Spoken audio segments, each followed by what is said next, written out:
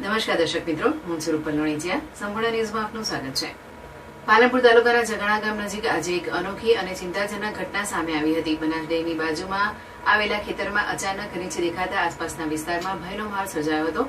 વહેલી સવારથી જ ખેતરમાં રીંછ હોવાની જાણ સ્થાનિક લોકોને ફોરેસ્ટ વિભાગે કરી હતી. રીંછ દેખાતા ગ્રામજનોમાં ગભરાટ ફેલાયો હતો અને મોટી સંખ્યામાં લોકો ઘટના સ્થળે ઉમટી પડ્યા હતા. સ્થાનિકોએ રીંછ રહેણાંક વિસ્તારમાં પ્રવેશ ન કરે તે માટે ફટાકડા ફોડી તેને ખેતર વિસ્તારમાં જ રોકવાનો પ્રયાસ કર્યો હતો. ઘટનાની ગંભીરતાને ધ્યાનમાં રાખીને ફોરેસ્ટ વિભાગની ટીમ તાત્કાલિક સ્થળ પર પહોંચી હતી અને અલગ અલગ જગ્યાએ પાંજરા ગોઠવી રેસ્ક્યુ ઓપરેશન શરૂ કર્યું હતું. રીંછને પકડવા માટે ફોરેસ્ટ વિભાગે 4 થી 5 કલાક સુધી ભારે જહેમત ઉઠાવી હતી. આખરે ફોરેસ્ટ વિભાગ અને પોલીસની ટીમે સંયુક્ત કામગીરી કરીને રીંછને સફળતાપૂર્વક પાંજરે પૂર્યો હતો.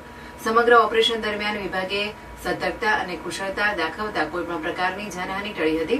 ઉલ્લેખનીય છે કે છેલ્લા કેટલાય સમયથી ઉત્તર ગુજરાતમાં ગરમી અને પાણીની અછતના કારણે જંગલી પ્રાણીઓ રહેણાંક વિસ્તારો તરફ આવી રહ્યા હોવાની ઘટનાઓ સામે આવી રહી છે.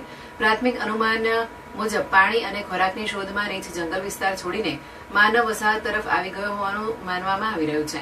સ્થાનિક લોકોએ ફોરેસ્ટ વિભાગ અને પોલીસની કામગીરીને વખાણી હતી.